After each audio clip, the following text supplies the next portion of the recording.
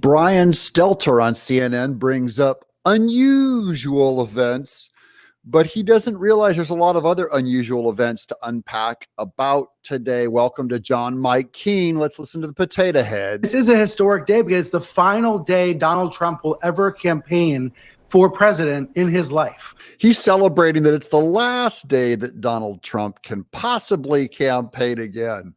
Nothing worth doing ever came easy. Treat the word impossible as nothing more than motivation. Never, ever quit. Never quit. Adversity makes you stronger. Don't give in, don't back down, and never stop doing what you know is right. This has been wonderful to watch, by the way, the amount of actual joy in the Donald Trump campaign versus the fake Kamala Harris. But he's beating Kamala Harris so bad that Brian Stelter's just relieved, like, Trump, leave us alone. Please stop campaigning. You're winning too hard. They want to take away my freedom because I will never let them take away your freedoms. They're not coming after me. They're coming after you. And I just happen to be standing in their way.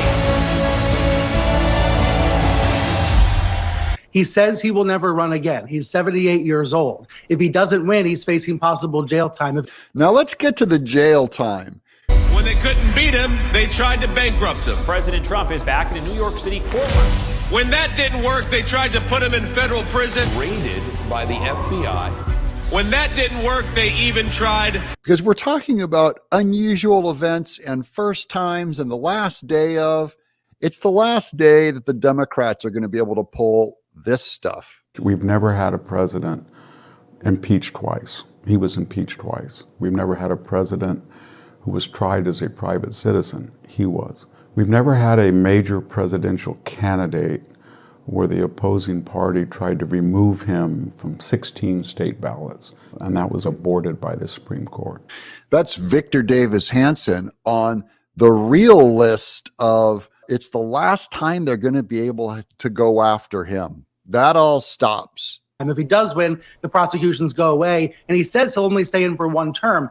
Will only stay in for one term, but then comes 2028 with J.D. Vance versus Gavin Newsom.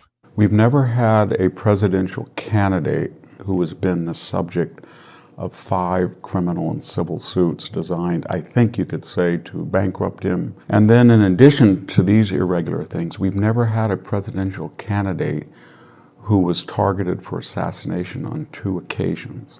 This is Donald Trump's house, brother. This election, we all get to choose. I'm going to choose real American leadership and a real American badass. The 45th and soon to be 47th President Donald J.